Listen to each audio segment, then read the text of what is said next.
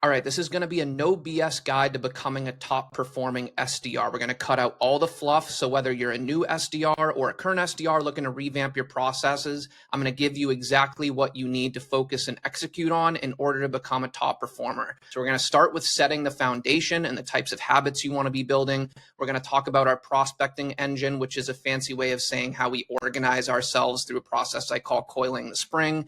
We're going to talk about getting the nitty gritty into messaging, so cold email templates and cold call frameworks that work. We're going to talk about the 8-hour SDR blueprint to follow and how it's actually a lot simpler than a lot of other cadences and workflows that are commonly taught out there. Then converting meetings to pipeline, how to get people to show for those meetings, AE alignment, things like that. We're going to talk about AI because you need to start taking advantage of this stuff in your daily workflow, and then how to optimize your process and kind of turn the SDR job into a game, because when you do all of this right, that's what it starts to feel like. So let's get into it. First, setting the foundation. We're not aiming for perfection out of the gate. You're not going to be an A+ cold caller, an A+ prospector right out of the gate. We want to focus on building habits, not perfection. So we want to build habits that are easy to stay consistent with. You also want to be building trust with your account executive and manager. I don't want to labor on this too much because that's different for different people, but this is a big part of your success, and you want to be really nailing these relationships and building trust early on. Choose 2 to 3, this is big, choose 2 to 3 models and mentors to follow, not 20 voices. There's so much BS out there on LinkedIn. People have different, here's how to write cold emails, here's how to actually cold call, permission-based, not permission-based. There's no right answer. I try and be a role model. If my stuff resonates, go deep into mine. But what I tell people is choose 2 to 3 max. I mean that, not 20. I fell in this trap where I'm following 20 different LinkedIn sales influencers and on YouTube, and you end up, when trying everything, you're trying nothing. Try 2 to 3 that resonate, where you're like, I like this person, I could see myself saying or doing things like they're preaching, and then go deep into it for a month. If after a month there's 0 progress, then course correct. But chances are, if you choose right, you're going to find a lot of what works and learn to iterate off of that. And then the goal is stability, not instant mastery. Steady productivity beats hot and cold swings, especially in these first 30 days. So after we've set the foundation, and honestly, you can do this while you're setting the foundation, we want to start building our prospecting engine. So you really want to get comfortable with identifying your ICP and triggers. You're probably going to get a lot of taught to you in sales enablement if your company does this. But part of this is you start to figure out what types of prospects, what types of job titles, what types of triggers, like acquisitions or new hires or employee growth, things like that. When you see it, you're like, oh, that's good for me to reach out. And then we want to create messaging that's targeted for that. We want to start to batch our list. So once you've identified, okay, these are the job titles, the triggers, geography, whatever it is that are really good, you want to make separated lists up front so that we can then create targeted less messaging for those lists rather than just spraying and praying broad, general outbound prospecting messaging. Then, as I was saying, we want to prep those scripts and templates. So we can make a finance template, an HR template, a supply chain template, retail templates, manufacturing, like whatever these common triggers and use cases are, you want to create targeted scripts for those. And then we can email, call, LinkedIn, whatever, targeted messaging to these lists at scale. You can come up with one message for CFOs that specifically work in retail, use retail specific messaging, and just go, go, go. So before you even start to think about cold calling and emailing, yes, you need to be doing that out of the gate. This is what I preach getting under control first, is becoming comfortable with your tools, batching your list, coiling the spring, and building that prospecting engine for yourself. And you've heard me use this term coiling the spring a lot. If you're familiar with my channel, you've definitely heard me talk about it. If you're new, here is the technical definition I've come up with for coiling the spring. So coiling the spring is the process of front loading all the preparatory prospecting work so that execution becomes frictionless. This means defining your ideal customer profiles, your ICPs, batching targeted prospect lists, crafting the script and templates, and setting up your daily workflows all before you start the outreach process. By doing this upfront work, you can then dive into your outreach each day with momentum and confidence. This is the #1 killer for new SDRs who are so overwhelmed. It's a new company they joined, new processes, there's things going on internally, they're learning how to use their tools, they barely understand what they sell or who they sell to yet, the pain points, the value proposition, all of that. And it's so easy to just get overwhelmed. And I know I was this way. When I started out, I had a million things I could be doing. And as a result, I did nothing. It was generally hard for me to make more than 15 dials a day or send 20 emails a day, which those numbers just aren't good enough because I hadn't done the upfront work to organize myself, but I didn't even know I should be doing that upfront work. That was the killer. I was just like told to pick up the phone and rip dials, but I would be calling an IT director, then someone in finance, then someone in HR, and I had to rewire my brain in between every cold call. And as a result, it slowed me down. I felt like I had to do pre-dial research in between calls. So coiling the spring is meant to eliminate that fault that happens when you just wake up and you have to figure out what to do each day. Coiling the spring makes sure you do that up front so that you know what you're doing each day. And it just makes the job a lot more frictionless, a lot more enjoyable, quite frankly. So now when we're getting into creating that messaging for ourselves that we can then take and scale, here's the quick and skinny on messaging that wins. And a lot of what I preach is different than what you've probably been taught from your sales enablement or what you see on YouTube. Or LinkedIn. So email blueprint, both are very similar, but who, why, what, I like to keep it professional, 3-body framework. I like to use an assumptive tone rather than a passive tone. So what that sounds like is I'm looking to set up some time. That's assumptive. You're expecting to set up some time rather than would you be open to setting some time? You want to come across as consultative and professional. That's why I don't like these LinkedIn templates that are fake personalization, observation. Like, shocker, I like to introduce myself in the first line. I think that's professional. I like to say, my name is Connor Murray and I'm part of the blank team at blank company where I work. That's how a consultative person who's genuinely reaching out would start an email, not like, hey, noticed you did this or that your company's focused on this. It sounds like a sales pitch when you do that. Follow-ups too. This is key. You can put all the effort into the initial email and do it right, but lose this expectation in your mind that they're going to respond to that first email, because from my experience, and I've sent well into the hundreds of thousands of emails at this point and coached tons of people on my processes, 70 to 80% of booked meetings will come from a follow-up, not the initial email, because a lot of people are just trained, even if your email looks targeted and meant for them and personal, they get so many they don't know or trust that you're an actual real person reaching out and that they're not just on some automated sales cadence blast. So it's actually the follow-ups, which we can get into, but that direct them down to the initial message and get them to respond. When it comes to cold calling, very similar framework. I preach what I call value statements, which instead of leading off with open-ended qualifying questions and getting them to do a bunch of talking out of the gate and where you can listen and qualify, I flip that and say, you want to be front loading the value. You just interrupted a busy working professional who's not going to be too enthusiastic about answering a bunch of questions before you've even told them the context of your call. So within 20 to 30 seconds, they don't even know it's a cold call yet. You get what I call an assumptive formality, which is using a downward flexion. Hey, Jim, this is Connor Murray calling from XYZ company. How are you? The goal is to just get a good, how are you, even if they sound confused or not that enthusiastic yet. And then you just immediately hijack, prevent those questions that swirl in their head. Who is this? This is the cold call. How'd they get my number? And just start telling them exactly who you are, why you're calling, what you want. We're going to show you some examples in a second. Our goal on cold calls is to sell a meeting, not the product. Our goal is to book a qualified meeting with an ideal customer profile of ours. If I sell financial management software and I call a CFO at one of my target accounts, do I care if I've had 5 to 10 minute discovery type qualifying conversation with them on a cold call? No, and nor should your AE. I don't care if that call was 30 seconds long. If I'm an AE and I got a CFO at one of my big accounts on a discovery call, time set up and agreed upon, then that's the goal. But a lot of times you don't just deliver the value statement and then run away from the phone. It naturally leads to conversation. It just helps you get off to a stronger foot. But we want to be constantly signaling to the prospect, hey, my goal here isn't to take up 10 to 15 minutes of your time asking qualifying questions. That's actually why I'm reaching out, is to set aside a different time to do that when you're not busy or in the middle of your workday.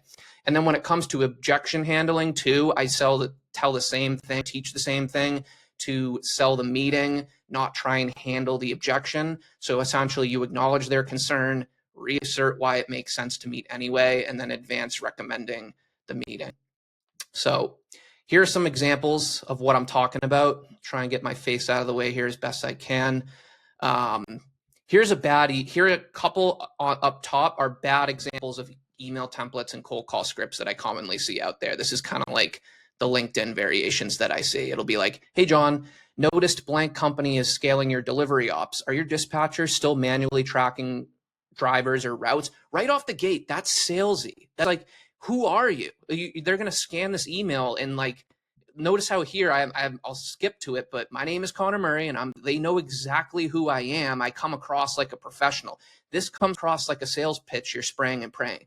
We've been helping companies like blank. No one cares about your success story. Everyone's got the same logos. Cut driver admin time by 20%. What does that mean to them? Like, what is 20%? How do they think they can just do that? They know nothing about my organization. Again, it just sounds spray and pray.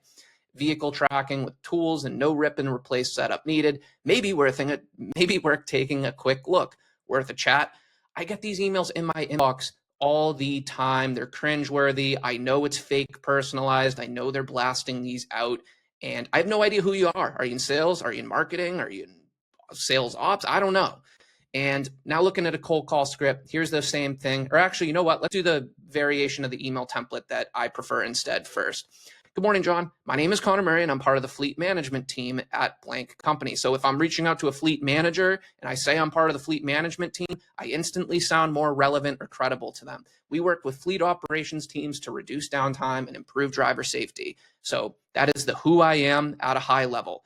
Now we're getting into the why I'm reaching out is we focus on priorities, and then I'm going to name 3 priorities that I think, based on the list I made and their job title, their industry, whatever, I think are going to be relevant to them. In this case, I chose vehicle tracking, route optimization, and driver performance. We specifically help fleet operations team monitor assets in real time and improve dispatch efficiency by leveraging AI-powered dashboards and live telematics. So this is adaptable. I'm not saying this is like the hard framework you need to use, but essentially it's who you are, why you're reaching out, name some priorities that you tend to work on that are likely to be relevant to this person, tell them how you solve it at a high level without getting too nitty gritty. And then, do you have availability this week for an introductory call? Or you could say, I'm looking to set up some time this week for an introductory call. Looking forward to it, Connor. Just a lot more assumptive and professional, and it works at scale. So now let's get into cold call scripts. This is what I consider a cringe cold call script. So, hi, John. This is Connor with FinTech Co. Did I catch you at a bad time? I don't like to ask that. Assume it's a good time. You're just creating variance for yourself where they're going to be, now I'm going to a meeting. You start getting that defensive tone immediately. I don't want them to be giving answers or doing talking before I've actually gotten into telling them who I am, why I'm calling, what I want.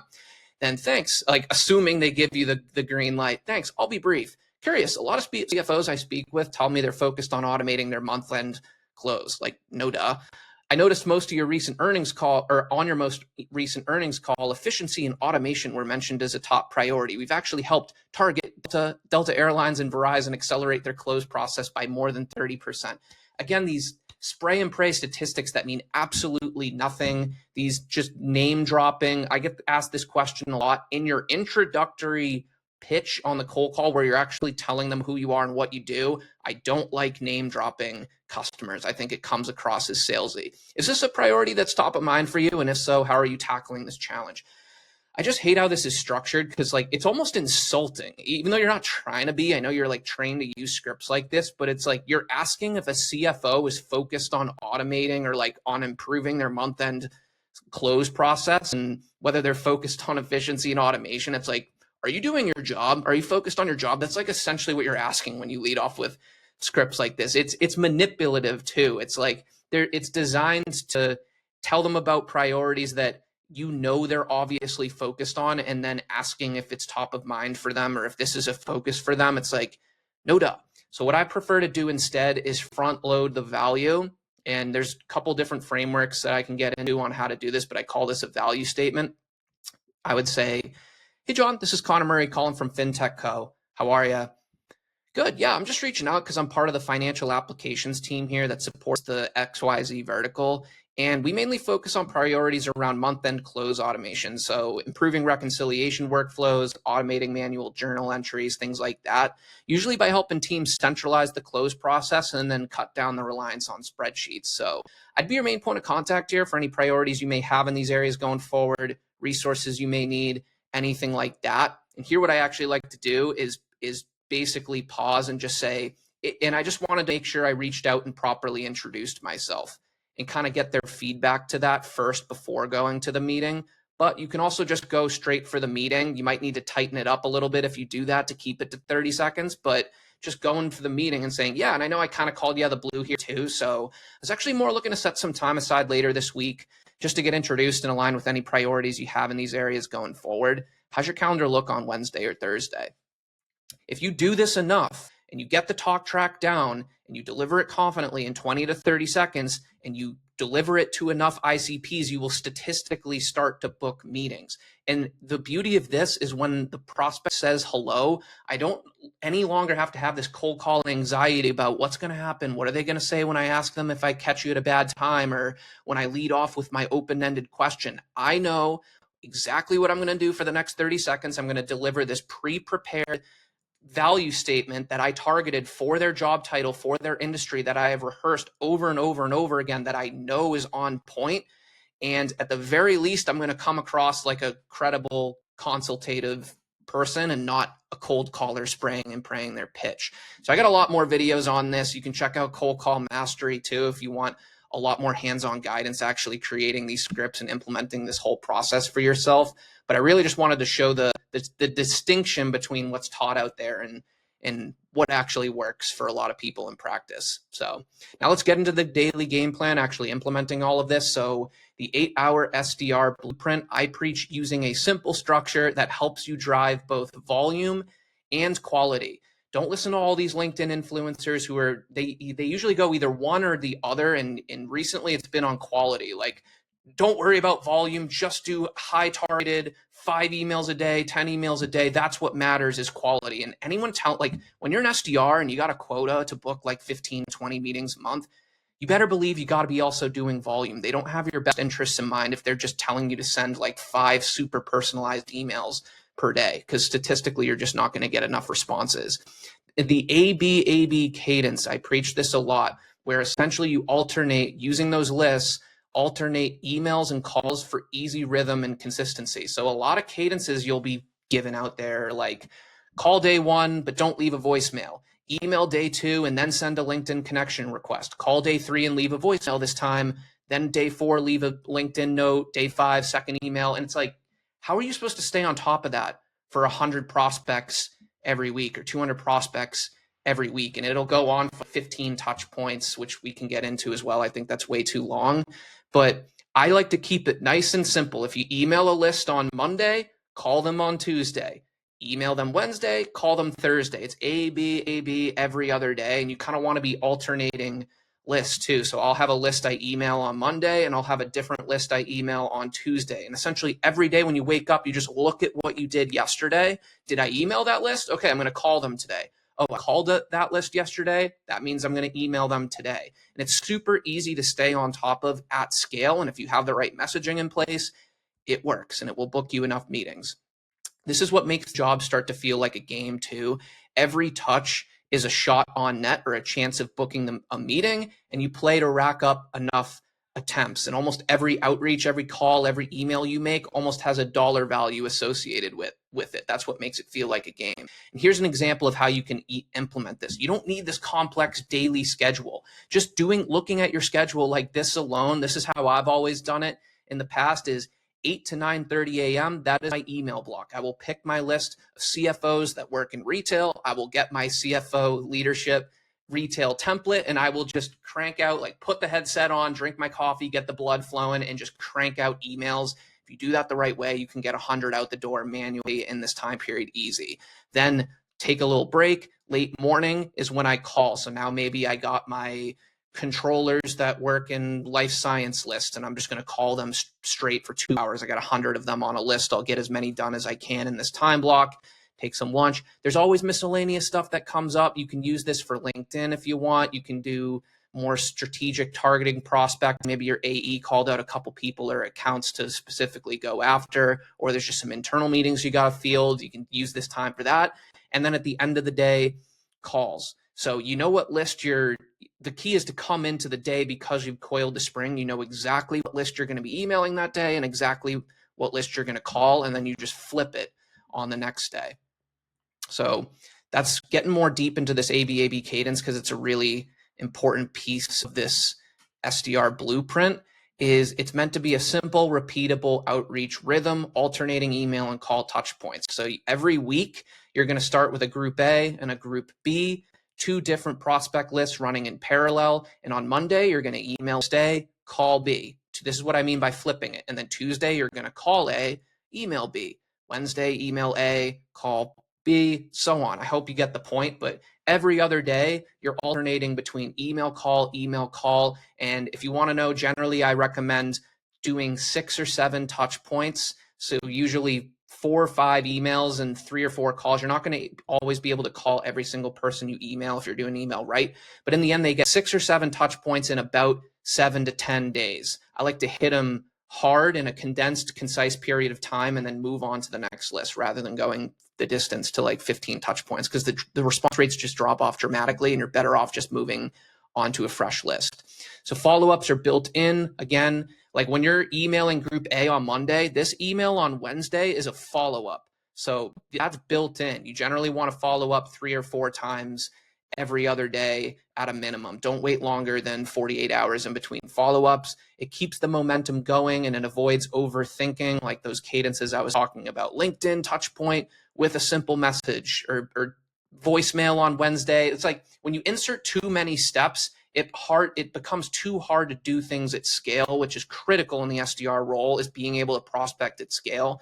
And it helps keep a predictable structure and just keeps you more efficient. So the formula, the way I like to think about it, is relevant value-based messaging, which you've created when you coiled the spring, plus volume, plus doing that consistently is what leads to more meetings booked. The more relevant messaging that you can get into the hands of your relevant target personas, the better off you're going to be. So another key area to think about, because it helps you actually do all of this at scale, is the tools you have at your disposal, AI, and just how efficient you are in general. So I get asked a lot, Connor, this is great, it makes sense, but my company has these tools, or I have to do things manually in spreadsheets and it takes me 3 hours. Like, how are you getting enough people on these lists? And when you break it down, first principles, these are must-have capabilities. I don't care what tools you have or how many. These are the only things you need to be able to do to implement this process at scale effectively. You need an accurate enough B2B contact database. You need to be able to go into that database and filter prospects that you're looking for by your desired criteria. So people that work in a certain department, like finance departments, HR departments, and you need to be able to do it by job title. So CFOs that work in a certain industry. That's another thing. Be able to filter by industry, geography, whatever your key triggers are. You need to be able to go in that database and just filter leads. Once you have them filtered, so you've gone from 10,000 to 600 to 123 that fit the exact criteria you're looking for, you need to be able to just add them to a list. It shouldn't be this super complex manual process where you're exporting them into 4 different tools and doing it on spreadsheets. It should just be a click of a button. Now you can use your CFO in retail. You got 123 of them on a list. And then on that list, you need to be able to just pull up their contact card, be able to call or email them. You can do these things, filter leads, add them to lists, and contact them one by one. You have what you need. Then when you start to think about leveraging AI, so creating projects, GPTs, there's even agents now. You'll see a lot of stuff on my channel coming out about this because I'm really starting to use it heavily in my day-to-day workflow. But there's some low-hanging fruit you definitely want to be using AI for, to at least assist you in what you're currently doing or even help you simultaneously while you're focused on other things. So account research. No longer do you need to spend an hour digging through 10Ks and websites and reading about me's. AI can help you do this. Territory intelligence, like keeping up with triggers, relevant news, events on the accounts in your territory, crafting cold call scripts, crafting email templates, even little things like calendar agendas. You book a meeting, you want to be able to just throw that into a GPT and and write a professional agenda for yourself. I actually have a video on that. I can link to it. Discovery call prep, even if it's just helping your AE prepare for a discovery call, having a preset format in ChatGPT, Gemini, whatever you use. Call recap notes, competitor battle cards. There's so much low-hanging fruit where AI can save you hours of time every single week. So then when it comes to operating efficiently as an SDR, always keep these principles in mind. Simple is better than complicated wherever possible. Less is more. Repeatable over random. Doing one thing well on occasion is not as good, like really well, 10 out of 10 is not as good as being able to do it at a 7 out of 10 effectiveness, but in 10 times the volume. You want to trade like repeatable over random and then consistent over occasional. Similar point. Better off rather than doing one thing well a few times per week, doing it pretty well very consistently. This goes for most things in life, I think, not just sales, but we won't get too deep into that. So then when it comes to optimizing your process and kind of starting to get to this place where you've almost gamified the role where you know inputs need to be done every week and you can expect certain outputs from it, the philosophy that I look at for just the SDR role as a whole is you want to optimize your daily structure to maximize targeted messaging output. The SDR role is about getting value-based messaging into the hands of as many relevant personas and targeted accounts as possible, as frequently as possible. So gamification, when SDRs can track these inputs and outputs, you want to start, you don't need to do this in your first 30 days, but when you can start to track things, you understand the why behind your results and you know where you need to focus to improve, and it helps you optimize your process, measure results, and then improve outputs. So some of the metrics you can be looking at that you can be measuring that are super easy to stay on top of is one, call volume. So for cold calls, it's how many calls am I making? How many people are answering those calls? How many meetings am I setting when I actually get the real live person on a call, and how many people are showing up to those meetings? You can track that very simply in a 4-column spreadsheet. How many calls did I make? How many answered? How many set? How many showed? When it comes to email, those metrics you can track are, again, volume. How many emails did I send? How many emails got opened? How many replied? And then when they replied, how many led to a meeting? And then how many showed again? Because different bottlenecks mean different things. Like if you're not getting enough, so like let's say you're not booking enough meetings over email. That could be for a bunch of different reasons. Are you getting a lot of replies, but those replies are bad? It probably means you need to work on the value part of like what priorities and challenges you solve and how you solve them. Or are you not booking enough meetings because you're just not getting enough opens? Then it's like, are you sending the emails at the right time of day? What subject line are you using? Things like that. So there can be different symptoms of the same problem. Not booking enough meetings can mean different things, and it helps you understand where you need to focus and on average what you need to do to get certain results. And then we can look at quota attainment metrics too. So if you're not hitting quota, or if you want to be doing better than where you're currently doing, you can look at meeting conversions, like when I set meetings, how many of them turn into qualified opportunities, if that's one of your KPIs. Average pipeline per op, which is your total pipeline divided by number of qualified ops, and then your average pipeline per meeting. So total pipeline divided by total meetings. Again, different symptoms can mean different things, but these are some basic metrics that you can start tracking that will, in my opinion, help make the job more fun. And I get a lot of questions on staying motivated in cold calling or different activities, things like that. This is how I do it. You can watch a motivational video that can fire you up for a couple days, but this, when you actually understand the why behind your results and start attacking them one by one, it just gives you the confidence that you know what you need to do to get to where you want to go.